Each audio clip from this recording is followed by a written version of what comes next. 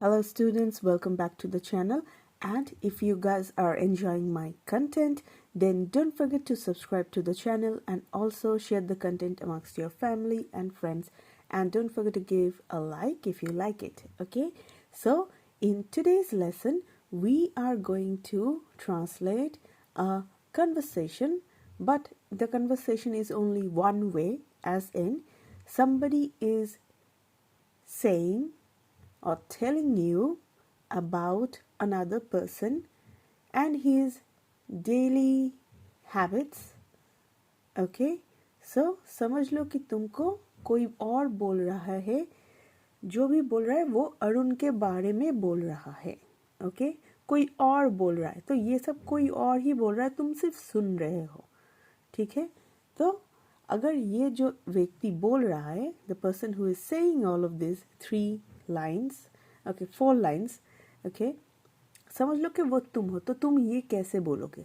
समझ लो कि तुम किसी को बोल रहे हो अभी अरुण के बारे में ये सब बातें. ठीक है, तो वही देख लेते हैं. Let us consider that you are the person who is saying all of this regarding Arun. Okay, you are telling this to someone, maybe your classmate or something. The first sentence is college से लौटकर, classmate हो सकता है क्योंकि देखो college की बात है. कॉलेज से लौटकर अरुण रोज अपनी रूम की साफ सफाई करता है. तो इसी पर पहले फोकस करते हैं. ठीक है, कॉलेज से लौटकर, देखो क्या लिखा है, कॉलेज से लौटकर. It's very easy, after returning from college. Okay, वो अपनी रूम ऑफ ये की जो है, इसी को अगर हम यही स्टेटमेंट देख रहे हैं. ठीक है, इसी को अगर ट्रांसलेट करेंगे तो वो होगा ऐसा, वो अपनी रूम, हिज ओन रूम, की ऑफ.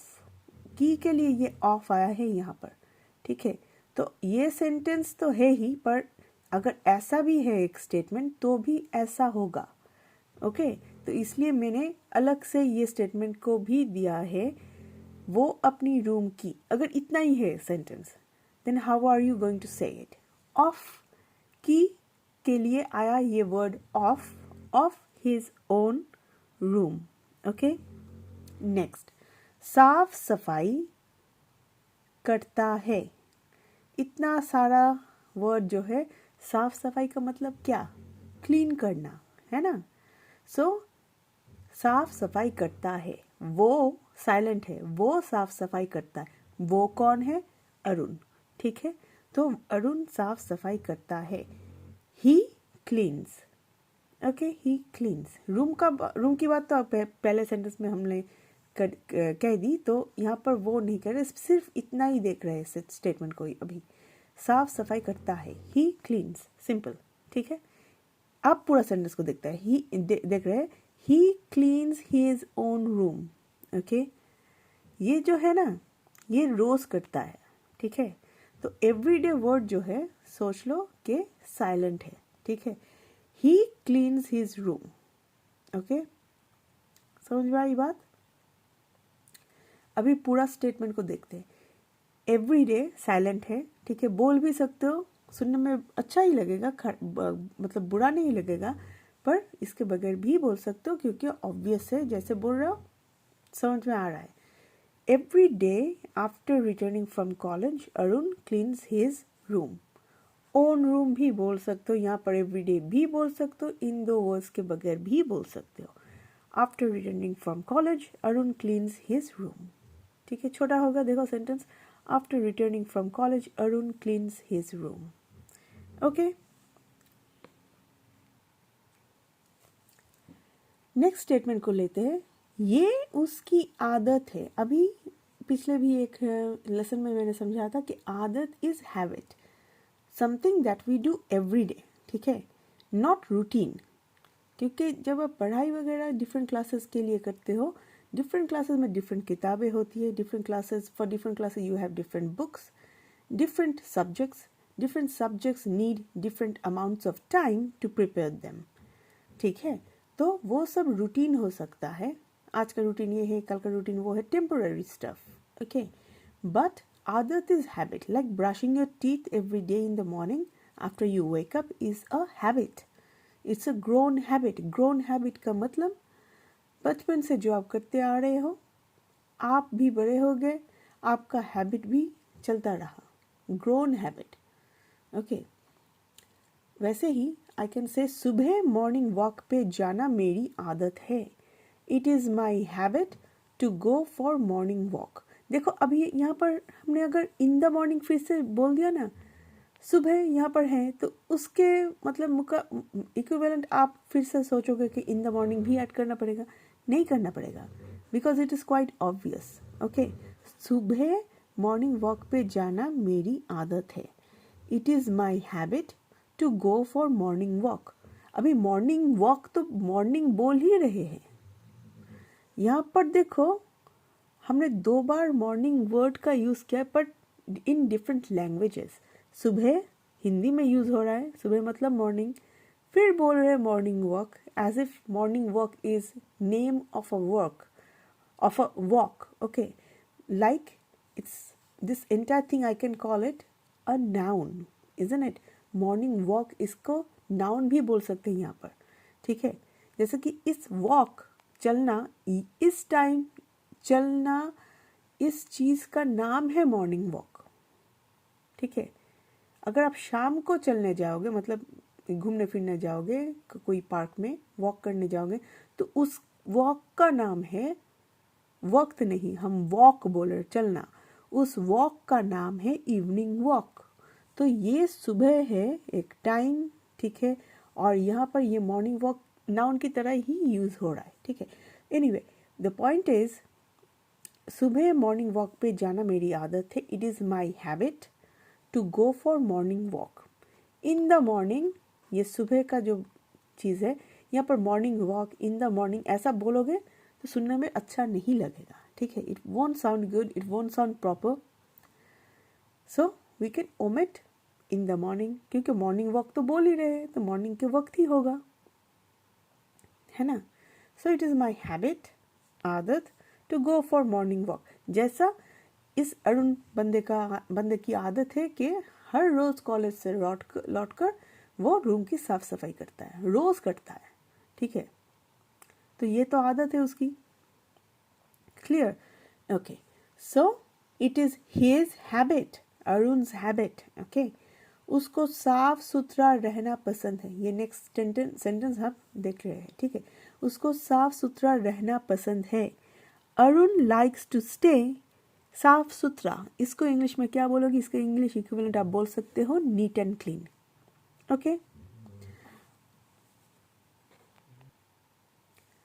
और आप ये भी बोल सकते हो that he likes to keep his room hygienic, or he likes to keep his room clean, or he likes to stay clean.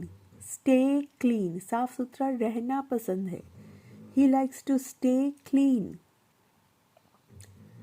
और आप ये भी बोल सकते हो, थोड़ा सा अगर कूल इंग्लिश यूज करना है तो you can say Arun is a hygiene freak.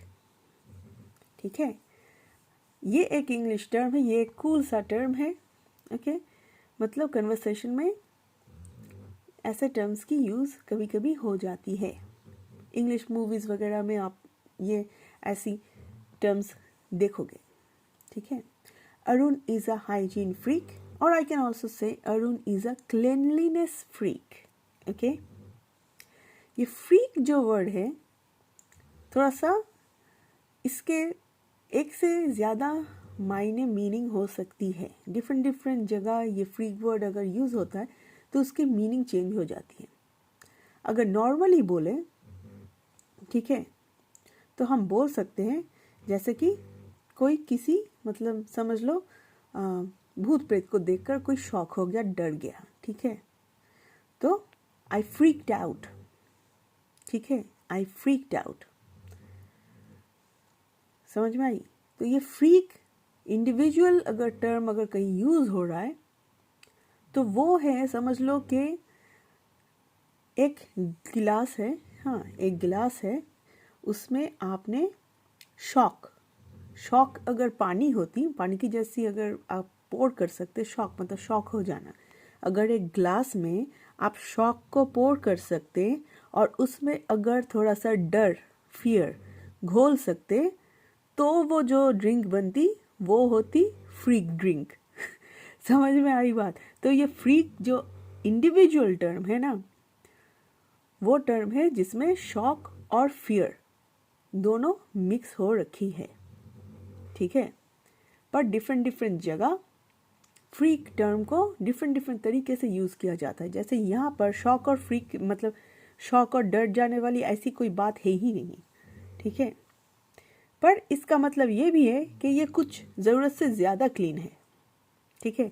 If I से somebody is a hygiene freak, इसका मतलब है कुछ ज़्यादा ही साफ सुथरा रहता है, रोज़ साफ सफाई करता है, ये इसको कीटाणु से बहुत डर है। He is extremely scared of bacterias, okay, bacterias and germs and viruses and parasites, okay. So different different तरीके से बोला जा सकता है इस फ्रीक वर्ड को। यहाँ पर अगर यूज़ करोगे तो ये मतलब थोड़ा सा फोर्स कर कर बोला जा रहा है, थोड़ा सा मैग्नीट्यूड बढ़ा कर बोला जा रहा है कि ये कुछ ज़्यादा ही साफ सुथरा रहता है भाई। रोज़ कॉलेज से आता है, उसके बाद मतलब पोछने पाछने लग जाता है एकदम, ठीक है। आई बात समझ में? अभी तीसरा सेंटेंस जो है, यहाँ पर नीचे जगह नहीं है, there is no space below it, so I am going to put it here, वो देख लेते हैं, ठीक है। This is the third sentence. देखना, हाँ, मेरा वॉइस की टोन को ध्यान दो, ठीक है। देखना, आज भी वो इस वक्त साफ सफाई में ही लगा हुआ होगा। वॉइस के टोन से समझ में आ रहा है कि तुम बहुत श्योर होकर बोल रहे हो। समझ लो कि ये तुम ही बोल रहे हो किसी को, तुम बहुत श्योर होकर बोल रहे हो, हाँ, मतलब जैसे आंख बंद कर कर बोल रहे हो, क्योंकि तुमको पता ही है ये हो ही रहा होगा इस वक्त।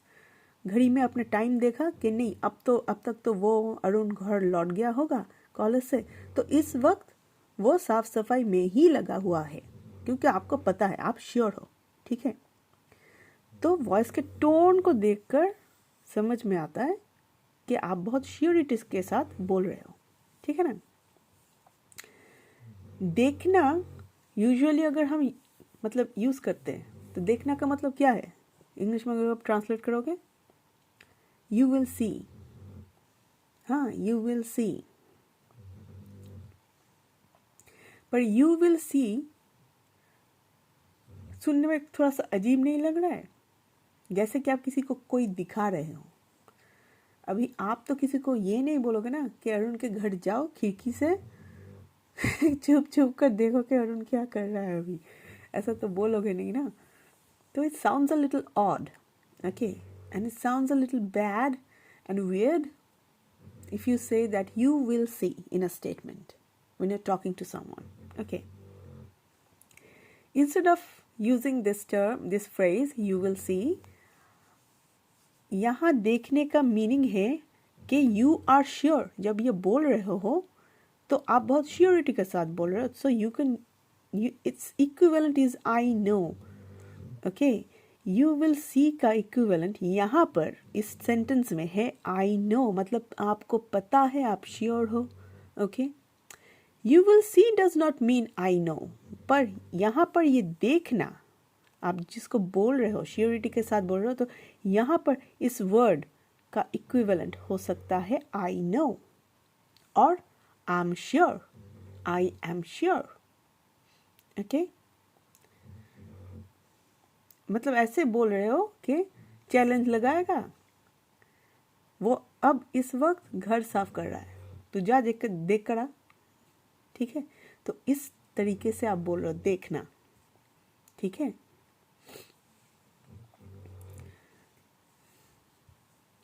यू विल सी, देखो कैसा लग रहा है सुनने में, you will see even today, आज भी, even today he is busy doing cleaning or he is busy cleaning, ठीक है, at this time, इस वक्त, ओके। इस वक्त, अभी इस वक्त को और किस किस वर्ड से बोला जा सकता है, देखो, at this time तो बोल दिया, इस वक्त बोल रहे, इस वक्त, right now, ओके। या फिर at this moment. At this moment. Okay. I know, यहाँ पर I know दे रहे हैं, सुनने में बेहतर लगेगा. I know he is busy cleaning. Busy doing, cleaning को छोटा कर दिया, busy cleaning. ठीक है. I know he is busy cleaning right now. I think this sentence sounds really good. आपको क्या लगता है? सुनने में अच्छा लग रहा है ना? छोटा हो गया, क्रिस्प हो गया, सुनने में भी अच्छा है. ठीक है. और I can say this, या फिर मैं ये भी बोल सकती हूँ I'm sure, I am sure. कभी कभी I am ऐसा ब्रेक करके नहीं बोलते, हम लोग एक साथ बोल लेते. I am के बजाय बोलते am. I'm sure he is busy cleaning at the moment. Or I'm sure he is busy cleaning right now. I'm sure he is busy cleaning right now. Or I know he is busy cleaning at the moment. कुछ भी मतलब interchange कर कर भी आप बिठा सकते हो वर्ड्स को. ठीक है. पर देखा हिंदी का एक जो टर्म जो अगर लिटरल ट्रांसलेशन मतलब हु बहू अगर आप ट्रांसलेट करते तो हो जाता यू विल सी. ये यहाँ पर बिठा रहे हो तो सुनने में अजीब लग रहा है. फिर भी मतलब इट्स ओके, समझ में आएगा क्या बोलना चाह रहे हो, पर सुनने में अजीब लग रहा है कि आप किसी को कुछ दिखा रहे हो. ऐसे कि किसी के घर के खिड़की से आप झांकने को बोल रहे हो. सुनने में अजीब लग रहा है, पर बोलने का मतलब है कि आप बहुत श्योरिटी के साथ बोल रहे हो, है ना. तो मीनिंग कंप्लीटली चेंज हो रहा है. देखो सेंटेंस का. I know, I am sure, ऐसा बोल रहे हो. ओके. तो उम्मीद करते हैं आज की लेसन आप लोगों को पसंद आई. I hope that you guys liked today's lesson. Tune in for more such content and don't forget to subscribe if you want more such content. Okay, and don't forget to like if you liked it, and I hope you just go to the lesson one or more than one time to understand how the sentences are changing, how we are interchanging the words or the mood of a person when you're talking about someone, or how we can use some cool terms, okay, like these. Very cool terms, right? And you can also understand like how you talk about daily habits, okay, or how you can omit certain words from being used twice, like subah, morning. Okay, you can omit certain terms when you're speaking because it's kind of implied. It's obvious कि morning walk पे जाएंगे तो morning के वक्त ही जाएंगे, ना कि evening के वक्त पे. आई बात समझ में? So I hope you guys liked it. I will see you with my next lesson. Bye bye for now.